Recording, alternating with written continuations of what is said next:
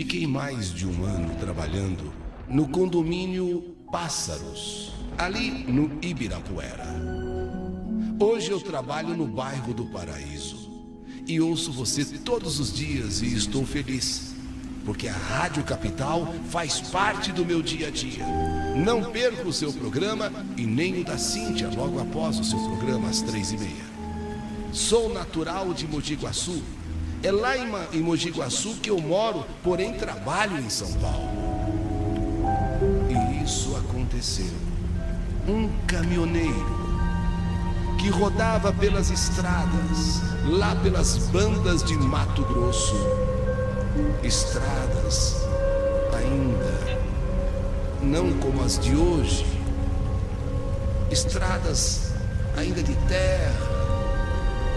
Estradas ainda não muito movimentadas, como hoje. Quando então o caminhoneiro seu Euclides deu de cara com um carro que vinha em sentido contrário. Esse carro, ele se desgovernou e acabou rolando ribanceira abaixo. O seu Euclides caminhoneiro, ele se desesperou vendo aquela cena. Era um carro que vinha de frente naquela estrada, naquela hora da noite, naquele fim de mundo, naquelas estradas longínquas de Mato Grosso e quase que desertas aquelas alturas da hora da noite. E ele vê aquele carro vindo em sentido contrário. O carro, ele se desgoverna e acaba rolando uma ribanceira. O carro se desgovernou e capotou várias vezes. Então, o seu Euclides, chegando com o seu caminhão onde tudo aconteceu, ele ficou olhando lá embaixo. Nossa, era uma ribanceira enorme. Não chegava a ser um precipício, não chegava a ser um abismo, mas era uma ribanceira muito forte. Então o seu Euclides não tinha como, naquele momento, naquela hora da noite, ali simplesmente caminhar por ali. O que ele fez? Ele pegou uma corda e com esta corda ele amarrou no caminhão para descer com segurança aonde o carro estava. O carro, ele capotou várias vezes. O carro ficou parecendo um maço de cigarro amassado. O carro, ele foi batendo, sabe, aqui e ali, num toco, numa árvore, pra cá, pra lá, até que por fim chegou lá embaixo e chegou todo amassado.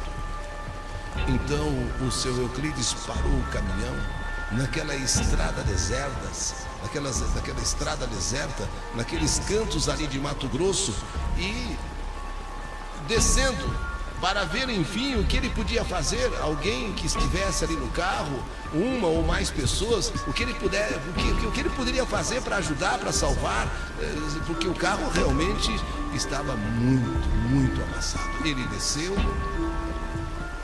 e viu uma pessoa entre as ferragens, já sem vida.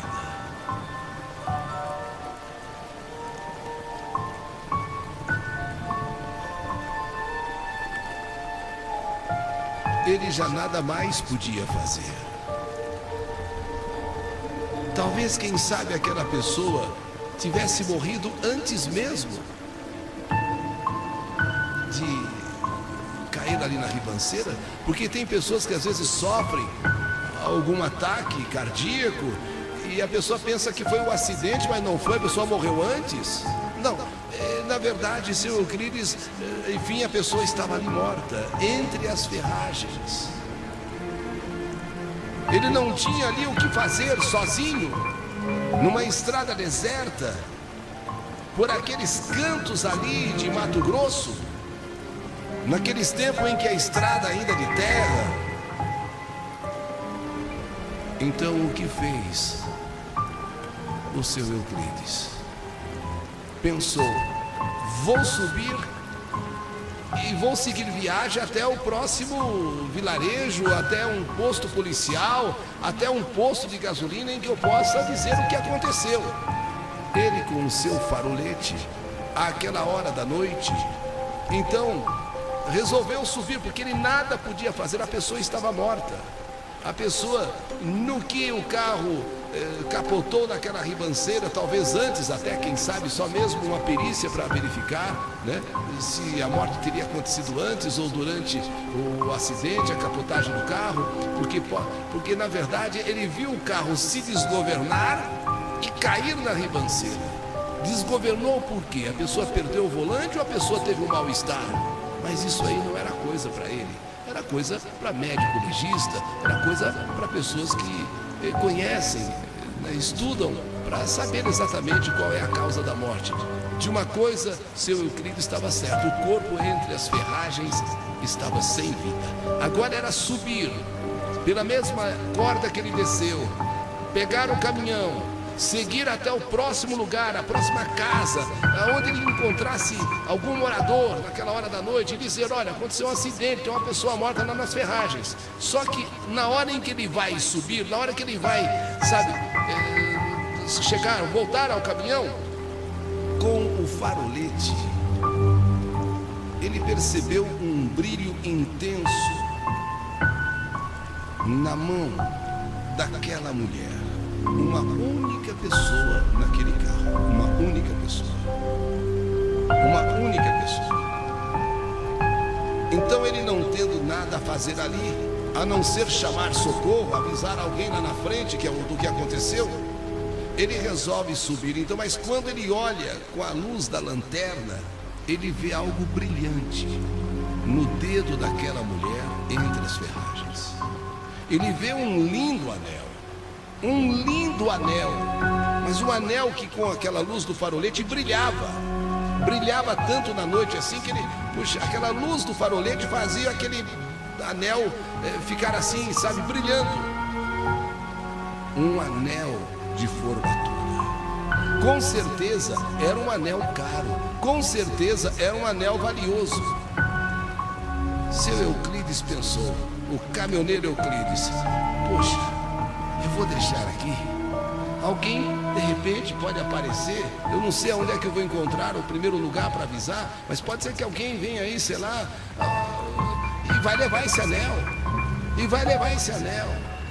Então, por que outra pessoa? Por que não eu, ao invés de outra pessoa? E ele então, vendo aquela pessoa ali nas ferragens e precisando fazer alguma coisa para avisar alguém, para alguém vir em socorro, avisar a polícia, enfim, alguma coisa tinha que ser feita. E ele estava com pressa para subir, mas e aquele anel? E aquele anel no dedo daquela mulher? E o anel no dedo daquela mulher, um anel que, olha, olhando assim, era um anel caro, um anel valioso, um anel que brilhava com a luz da lanterna. Ele até pensou em deixar a mulher ali com o anel, mas, puxa, mas o anel... Puxa vida, um anel desse deve ser um anel muito caro, deve ser um anel, olha... E aí ele teve a pior das ideias. Sabe aqueles 5 minutos de loucura que às vezes se apossam de um ser humano? Sabe aqueles segundos que tomam conta às vezes da mente humana? Ela estava morta, já não tinha mais o que fazer. O que restava a ele era avisar alguém que ele encontrasse agora na estrada, uma casa que ele parasse, um posto policial, um posto de gasolina. Sabemos lá onde ele ia encontrar para avisar do que tinha acontecido, porque ele não tinha o que fazer mais nada. Mas e aquele anel? Ele então foi tirar o anel. Poxa, eu não vou deixar esse anel aqui, esse anel, não dá. Então ele tentou tirar o anel do dedo daquela mulher, mas na hora que o carro capotou, pode ser que o dedo tenha destroncado, tenha sido tirado do lugar, tenha batido em alguma coisa, estava inchado. E ele não conseguia tirar o anel, ele tentava tirar o anel, tentou tirar o anel, tentava tirar o anel, tentou tirar o anel, e o anel não saiu, o dedo estava assim, desse tamanho. O anel, inclusive, ficou tão apertado que por cima, assim, ficou, sabe aquelas partes inchadas? Ele falou, a pessoa já está morta mesmo. Ora, o que que ele pegou o canivete que ele sempre carregava no bolso, passou aquela ideia na cabeça dele de cortar o dedo da mulher. Deixa o anel ou leva o anel? Mas deixar não dá. Vem outra pessoa, a primeira coisa que vai levar é o anel. Então por que não eu? E o seu Euclides pega o seu canivete e simplesmente corta o dedo da mulher falecida naquele acidente. E aí retirou o anel e jogou o dedo. Guardou o anel no bolso e aí ele sobe correndo, segurando aquela corda, sobe correndo, vai para o caminhão e agora pensando em parar no primeiro posto policial, avisar do que aconteceu naquela altura da estrada, ou então qualquer casa que ele encontrasse pela frente, para ver se o morador, vinha socorrer, e ele estava com a carga e tinha que seguir viagem. Mas como as localidades naquelas estradas de Mato Grosso eram ainda muito distantes, estradas desertas, em meio àquela escuridão já da noite, ele sobe no caminhão para seguir viagem, para parar no primeiro lugar para avisar do que tinha acontecido com o anel da falecida no bolso. Um pouco mais adiante, alguém faz sinal pedindo carona. Alguém faz sinal assim pedindo carona. Ele parou um pouquinho, dou carona, não dou carona, dou carona, não dou carona. Então ele parou. Para onde você vai? A mulher não respondeu. A mulher fez um gesto de que ele a levasse.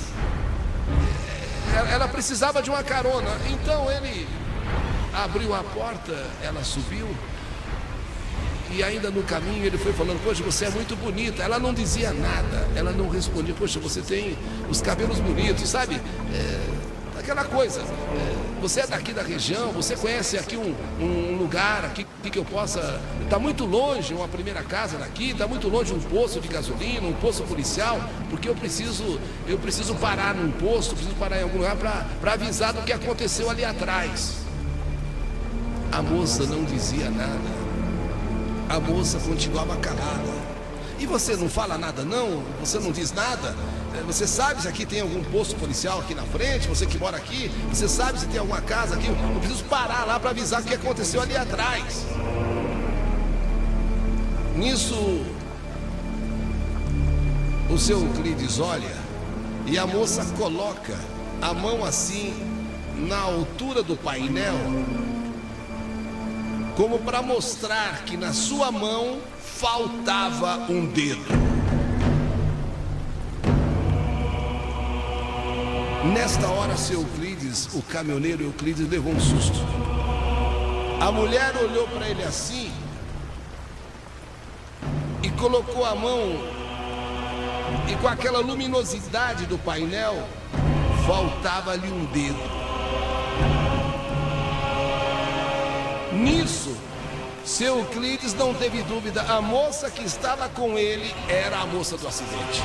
Ele agora começou a reconhecer, muito embora ela estivesse entre as ferragens e com o farolete, não dando muito para ver bem, mas ele começou a perceber que os cabelos eram iguais daquela mulher que estava lá no carro, que tinha alguma coisa parecido com ela. Quem é você? Quem é você? Nessas alturas, o caminhoneiro Euclides começou a ficar desesperado. E ela mais uma vez colocou bem na frente dele a mão assim, dizendo: olha, tá faltando um dedo. Cadê o meu dedo? Você roubou o meu anel. Para levar o anel, você cortou o meu dedo. Cadê o meu dedo? Ela quis como dizer, ele não falava, mas queria dizer exatamente isso. Ele foi perdendo a consciência. O medo, o pavor, aquela altura da noite, aquela escuridão da estrada solitária. É ela, é a falecida, é ela. E começou a passar mal, a vista começou a escurecer. Ele ainda teve tempo de encostar o caminhão assim e se apagou, desmaiou. A mulher que estava ao lado dele, a mulher que lhe deu carona, era ela, a moça do carro. Aquela de quem realmente ele cortou o dedo para pegar o anel. E ela fez questão de 2 vezes, pelo menos, ter mostrado a mão. Uma vez assim no painel e a outra bem no alto. Olha, tá faltando um dedo. O dedo que você me arrancou, o dedo que você cortou para levar o meu anel. Quando ele voltou a si, ele não entendeu nada. O caminhão próximo a um vilarejo. Quem teria dirigido o caminhão até aquele local? Quem teria conduzido o caminhão até ali, perto daquele vilarejo? Só que quando ele veio a si, cadê a moça? A moça não estava mais no caminhão. E nem deveria estar e nem poderia estar. Era, com certeza, a moça lá do carro. E ainda atordoado e arrependido do que tinha feito, então correu procurar auxílio. Olha, numa altura aqui, eu já não sei ao certo quantos quilômetros, ocorreu um acidente assim. Imediatamente, a polícia foi até o local, fez o reconhecimento e, de acordo com os documentos encontrados, tratava-se de uma professora universitária, de uma professora. Corpo retirado do carro, família avisada e o corpo reconhecido.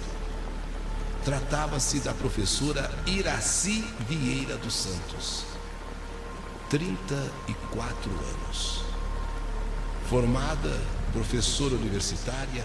E o anel, a família, a primeira coisa que percebeu, falta um dedo. Está faltando o dedo. Está faltando um dedo.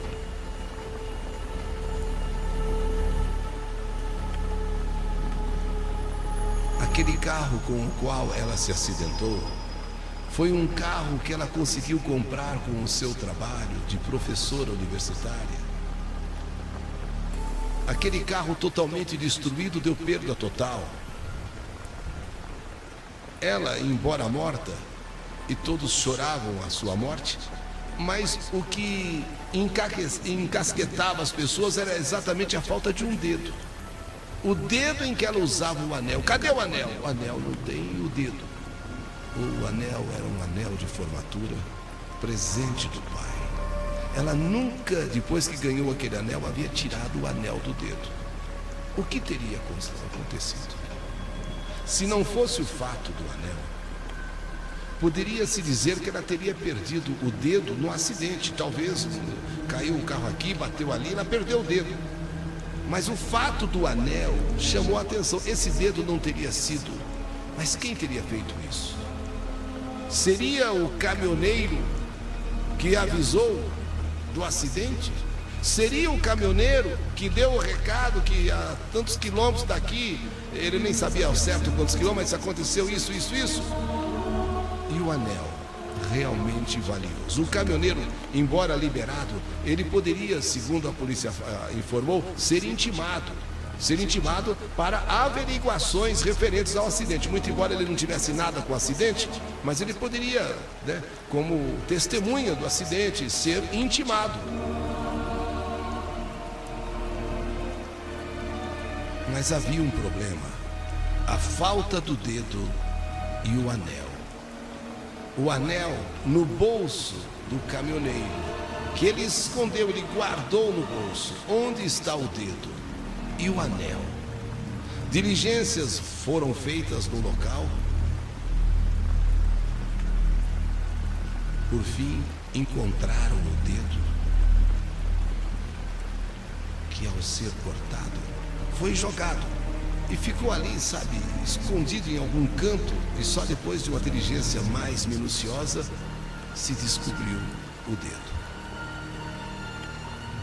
Só que antes da investigação chegar ao finalmente, o caminhoneiro Euclides não conseguia mais viver em paz. Aquele anel No seu bolso escondido pegava fogo. Aquele anel, ele não sabia o que fazer com aquele anel. E arrependido do que tinha feito, onde já se viu. Cortar o dedo da moça por causa de um anel. Isso é coisa de bandido, e ele não é bandido, é um trabalhador. Mas o que deu na cabeça dele quando viu aquele anel brilhando? Não, esse anel eu não vou deixar aqui. Puxa, esse anel é valioso, nossa, uma joia dessa. E começou a ser perturbado. A todo momento passou a ter visões. A moça ao lado dele, mostrando a mão. Falta meu dedo. Cadê o meu dedo? Cadê o meu anel? Antes mesmo que a polícia terminasse qualquer investigação, perturbado que estava, o caminhoneiro Euclides deu meia volta e da onde estava, retornou. Chegou até o local e contou para a polícia o que aconteceu. Ele viu o acidente, viu o carro capotando. Quando chegou próximo, foi tentar socorrer a moça, coisa que ele já tinha dito. Mas o que ele não tinha falado, que na hora de voltar, de ir embora, para avisar alguém, ele percebeu o brilho do anel. E num instante de bobeira, de loucura, não quis deixar aquela joia ali. Tentando tirar o anel do dedo, o dedo estava inchado. E não conseguindo, ele cortou o dedo. Porém, a morta estava perturbando. A morta estava aparecendo a todo instante para ele, mostrando a mão. Falta meu dedo, cadê meu anel? Ele já não aguentava mais. Ele já não aguentava mais, ele estava a ponto de enlouquecer. Por isso ele voltou e antes que qualquer investigação terminasse, ele já estava revelando tudo. Olha, eu fiz isso. E está aqui o anel de volta.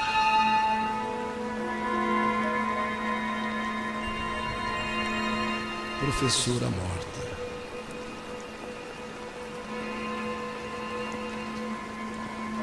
A polícia indiciou o motorista, o caminhoneiro Euclides.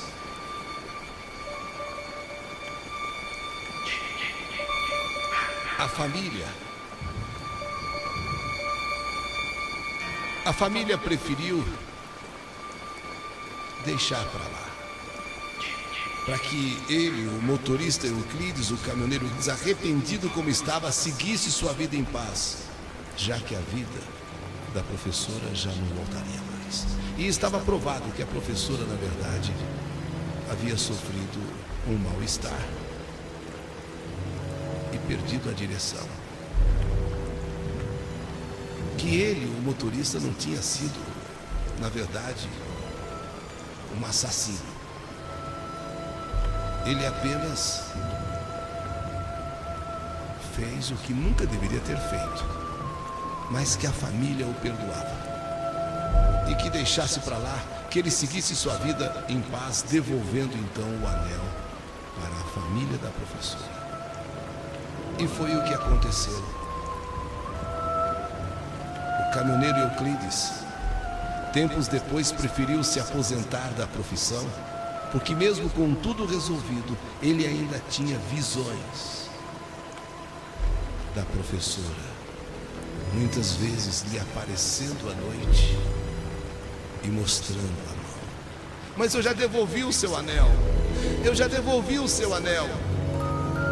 E quanto ao dedo, ele foi localizado. Você foi sepultada com ele.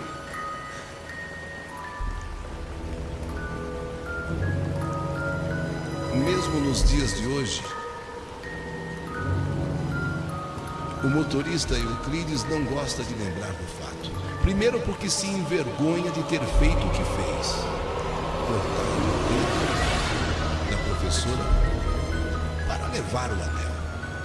E segundo, pela experiência que teve da morta lhe aparecer, coisa que até hoje não esquece. E muitas vezes ainda ele é sobressaltado, mesmo que já tenha se aposentado da profissão. Muitas noites, às vezes, ele acorda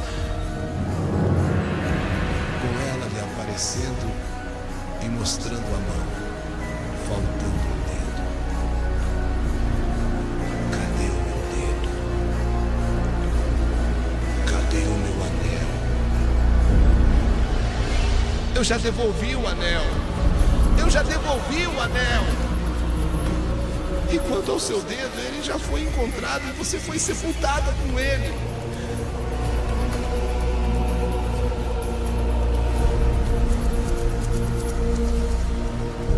Rádio Capital. Elvira Beraldo, Mogi Guaçu, mas que trabalha aqui em São Paulo, no bairro Paraíso. Sua carta, a carta da saudade. O caminhoneiro, o dedo e o anel.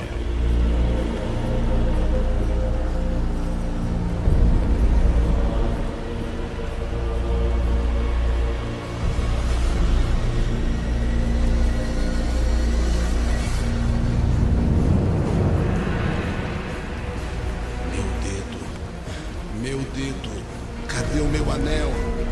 Cadê o meu anel? Eu já devolvi, eu já devolvi, eu já devolvi. E o seu dedo foi encontrado e você foi sepultada com ele.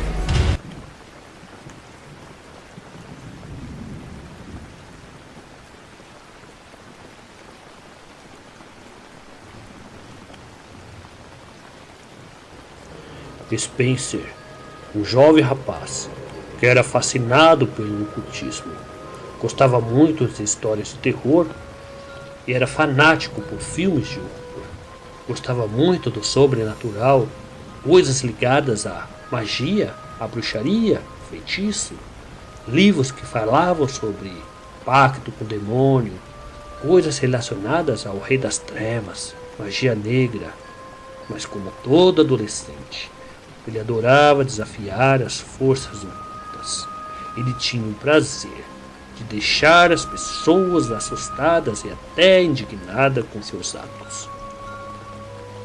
Spencer tinha uma namorada, seu nome Rafaela. Era uma moça encantadora e muito inteligente. Adorava discutir sobre política e sempre foi muito ligada aos estudos. O problema se deu quando ela conheceu Spencer. Foi aí que tudo mudou. A família daquela garota odiava aquele rapaz, o achava estranho, mesquinho e até mesmo arrogante. Só Rafaela que conseguia ver qualidades naquele ser esquisito. Após meses de convivência, Rafaela começou a mudar o seu jeito de ser. Começou a se vestir-se com roupas escuras, coturnos, usar maquiagens pretas, batons com tonalidades escuras, brincos extravagantes. Parou de falar em política, deixou os estudos de lado e o assunto agora seria coisas relacionadas à religião, ao ocultismo, a Satanás. Os dois faziam questão de mostrar total aversão ao cristianismo. Eram metidos a serem anticristo, filósofos ocultos, ridicularizavam os alunos que frequentavam a igreja ou algo ligado a Deus. Adorava esfregar na cara das pessoas cristãs sua total admiração íntima ao Senhor das Trevas e as forças e poderes ocultos de Satã.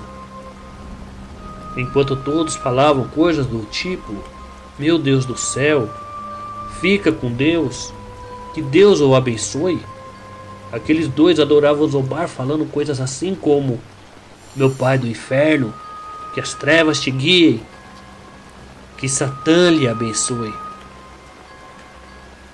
No meio de muita zombaria, eles conheceram o jovem. O seu nome, Renato. Renato era conhecido por ser um rapaz muito supersticioso e por muitos o consideravam medroso, uma espécie de bobo da corte. Então aqueles dois adoravam deixá-lo assustado, falava coisas absurdas, Jogava maldições em Renato, só para vê-lo ficar espantado. E aí, Renato Cabaço? Meu senhor vai hoje à noite te puxar pelas pernas. Fique esperto, bobão. Mas Renato, no entanto, não era um rapaz tão tolo assim. Ele sabia que aqueles dois só faziam isso para importuná-lo, ou para aborrecê-lo. E foi então que ele resolveu se vingar daqueles dois. Pesquisou tudo sobre evocações de demônio, em busca de algo simples e eficaz que pudesse afligir aqueles dois abusados. Foi aí que ele contou algo referente a um demônio das trevas, um tal de Hot Blank, que podia ser facilmente evocado nas sombras. Ali ele viu a chance de pôr à prova todo o poder oculto que aqueles dois falavam que tinham.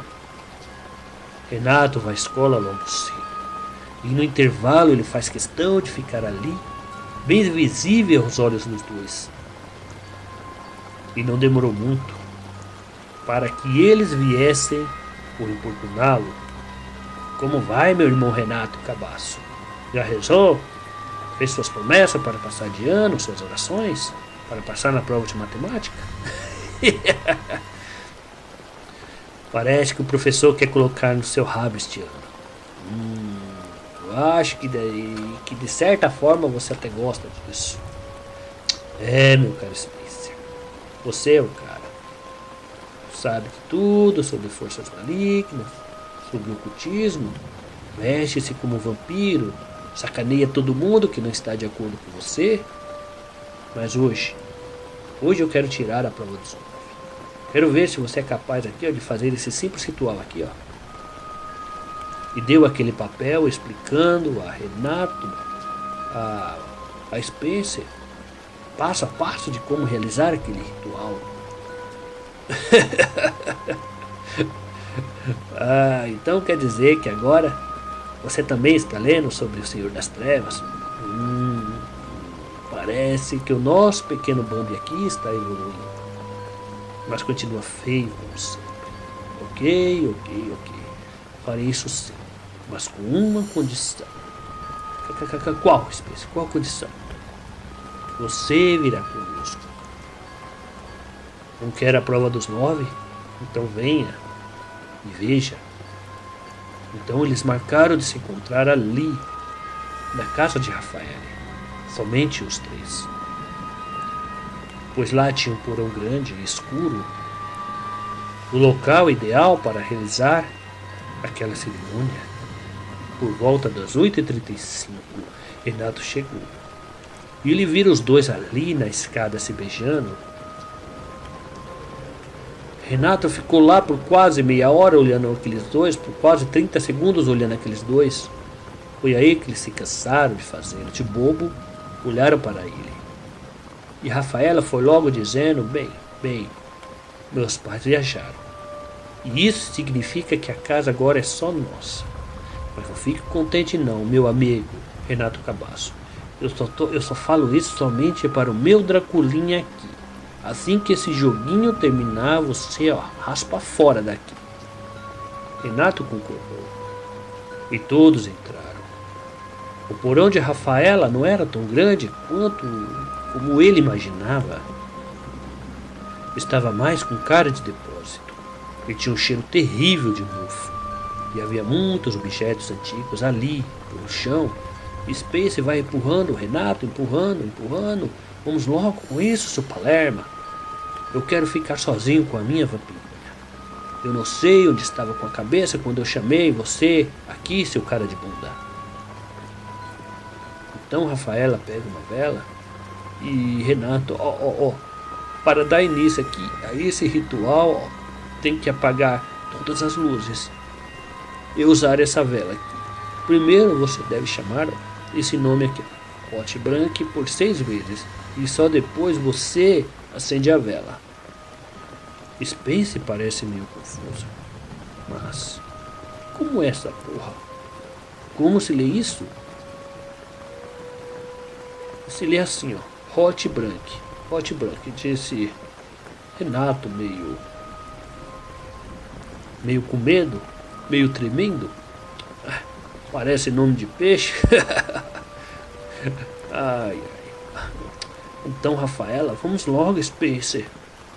Não temos a noite toda, daqui a pouco já são 10 horas da noite.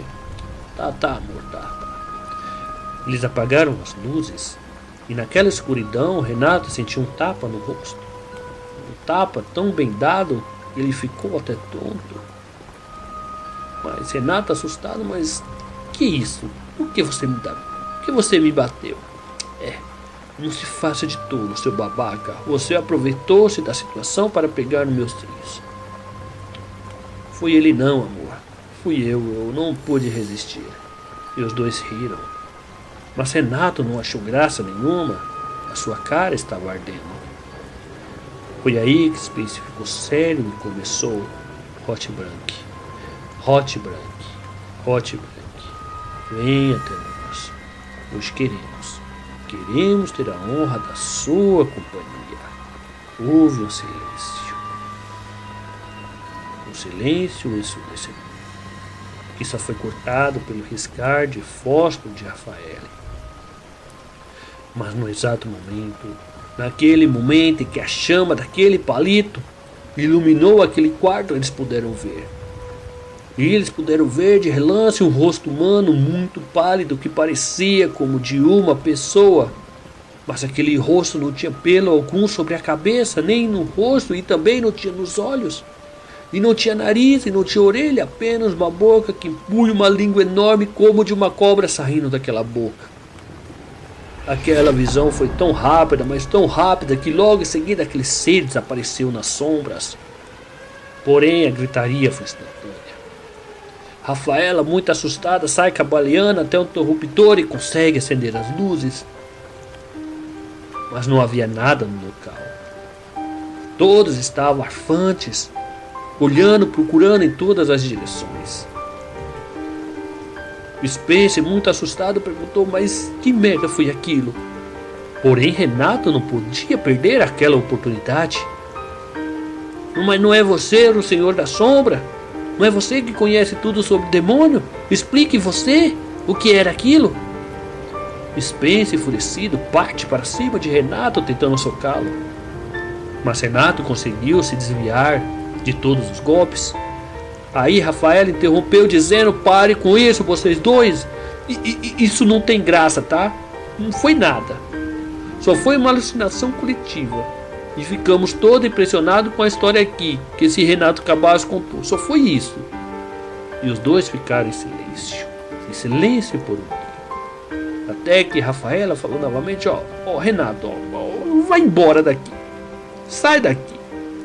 E se você falar para alguém o que aconteceu aqui, eu juro por todos os demônios que eu arranco fora esse seu membro virgem, tá? Vai embora, sai daqui. Renato saiu correndo quase que de imediato. E os dois ficaram ali na casa, espantados. Depois de algum tempo, fecharam a casa, tentaram fazer amor, mas a noite estava completamente sem clima. Spencer estava indignado. Como eu queria amassar a cara daquele otário. Logo pela manhã, num colégio, Spencer e Rafael chegaram atrasados. E assim que entraram na sala, viram que o Renato não havia chegado ainda. Spencer falou: deve ter ficado em casa, aquele cagão. Ele sabia que hoje eu iria quebrar a cara dele. Logo em seguida, o professor entra na sala de aula, com uma face meio triste. Ali ele começou dizendo: bom, garotos, tenho uma notícia um pouco triste para dar para vocês. Parece que um amigo de vocês, o Renato, estava tendo problemas familiares, problemas conjugais, e hoje pela manhã o encontraram morto. Parece que foi suicídio. Spencer e Rafaela olham um para o outro. E em seguida Rafaela, assustada, perguntou: mas como foi que ele morreu, professor? Eu disse: foi suicídio. Mas não era isso que Rafaela estava interessada. Não, professor. Eu me refiro como ele se suicidou. Então, professor, respondeu, enforcamento. Ele se enforcou. Então houve um alvoroço tremendo dentro da sala de aula. Todos começaram falando entre si, até que o professor colocou ordem e prosseguiu a aula. Porém, naquele dia foi terrível. Spence não quis comer nada. Ele apenas ficava imaginando o que levaria Renato, um rapaz aparentemente saudável, a cometer suicídio. Ele não assistiu às duas últimas aulas e nem se despediu de Rafaele. Ele foi direto para casa. Passou o dia lendo e-mails, vendo Orkut, Facebook, não tirava Renato da cabeça. Ele tentou dormir à noite, mas ele tinha pesadelos horríveis com aquele ser sem nariz e sem olhos. No seu sonho, aquela criatura com aquela língua enorme lambia o sangue que escorria da boca de Renato. Ele acordou sobressaltado, demasiado, com olheiras tremendas e profundas. E seu pai apareceu no corredor. Andou bebendo de novo, né, seu vagabundo? Quando vai tomar vergonha na cara? Ele pegou suas roupas e foi direto para a casa de Rafaele. Chegando lá, ele viu um tumulto tremendo de gente frente à casa da garota. Ele correu perguntando a todos o que estava acontecendo. Porém, uma senhora, uma dessas vizinhas fofoqueiras, ela disse que ela havia sido encontrada com os pulsos cortados dentro do banheiro. Spence se desespera. Ele corre para dentro da casa da menina, mas ele foi impedido de entrar. A família dela não queria vê-lo, e ali fizeram questão de colocá-lo para fora, de expulsá-lo. Ele voltou para sua casa. Seu pai havia saído. Foi até seu quarto e chorou copiosamente. Olhou para cima, gritou desesperado, em fúria contra Deus. Por que permitiu que aquela coisa afetasse a minha vampirinha? Por quê? Ele confrontava Deus. Ele colocava Deus na parede. Foi quando ele ouviu uma voz rouca e ao mesmo tempo suave em suas costas. Mas não é você que sempre gostou das minhas coisas? Não era você que vivia atrás de mim? Que me idolatrava? Que queria saber tudo ao meu respeito? Não era você? Ele olhou em volta assustado, mas ele não viu ninguém. Nada além daquele quarto vazio. Ele abriu a porta e não viu ninguém ali no corredor. Fechou novamente e foi aí que ele começou a ouvir vozes. Diversas pessoas falando em sua mente, dizendo coisas do tipo: você é um lixo, a sua vida é uma bobagem, nada disso é real. Spence coloca a mão sobre seus ouvidos, tentando calar aquela voz. Mas de nada adiantava. Ela vinha de todos os lados. Ela estava dentro da sua cabeça. Ele teve enjoo que vomitou ali no quarto inteiro. E ele gritava feito louco. Ele pedia que aquelas vozes se calassem, mas elas continuavam a xingá-lo, a difamá-lo, a subjugá-lo. Ele começou a sentir como diversos dedos assim, cutucasse as suas costas e furasse a sua barriga. Ele correu tentando sair do quarto, mas sem querer ele escorregou no seu próprio vômito. Bateu com a cabeça no chão. Sentiu uma dor lacinante, mas por um instante aquelas vozes se calaram. Ele levantou meio zonzo, abriu a porta do seu quarto e foi até a cozinha. Ali ele tomou um copo com água. Tentou respirar. Ainda com a geladeira aberta, ele se refrescou com o ar frio que saía. Ele fechou a porta e tentou sair da cozinha. Quando aquelas vozes começaram novamente dentro da sua cabeça, ele se desespera. Ele começou a sentir espasmos. Tentava gritar, mas era difícil até de respirar. Então ele lembrou da queda. Ele lembrou quando ele escorregou e bateu com a cabeça, aquelas vozes se calaram. Então, novamente, ele bate com a sua cabeça na parede. E aquelas vozes se calaram por alguns segundos. Então ele bateu a cabeça mais 2 vezes, deixando escorrer o filete de sangue pela testa. E isso silenciou aquelas vozes por mais um tempo. Ele tentou se levantar, mas aquela sala parecia girar. Foi então que aquelas vozes voltaram, só que dessa vez pareceu um grito de desespero.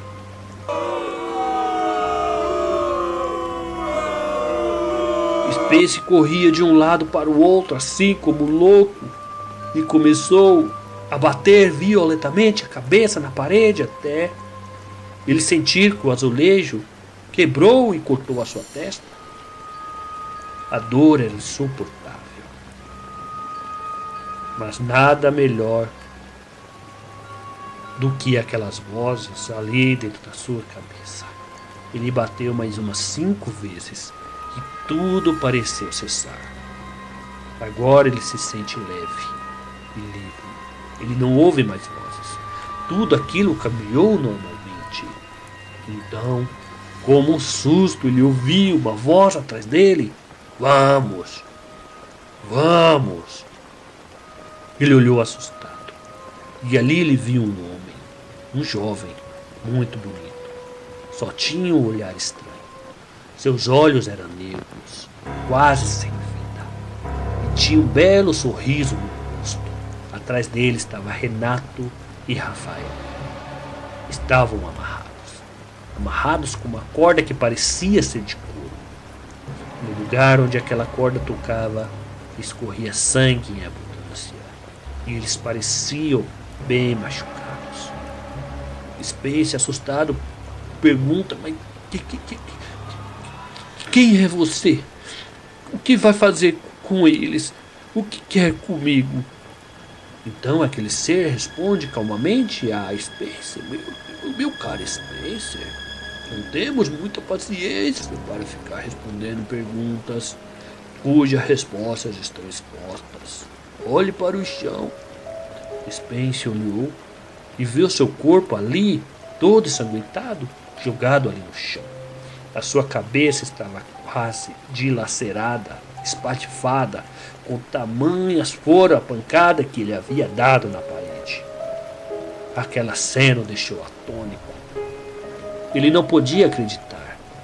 Ele sempre se fascinou por espíritos perdidos, por almas do além, por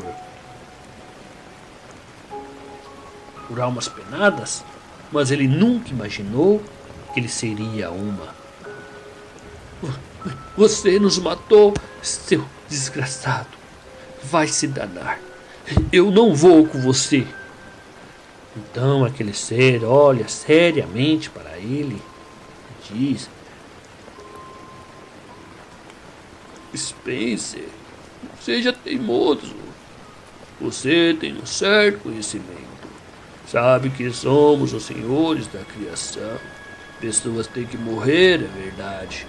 Mas depois criamos outras. Matamos de novo e criamos mais e mais. Vocês só são água que move o moinho. São como células mortas, que caem todos os dias do corpo. E você não pertence mais a este mundo, e sim ao meu. Preciso de mais escravos. E torturar você me dá um tesão imensamente bom.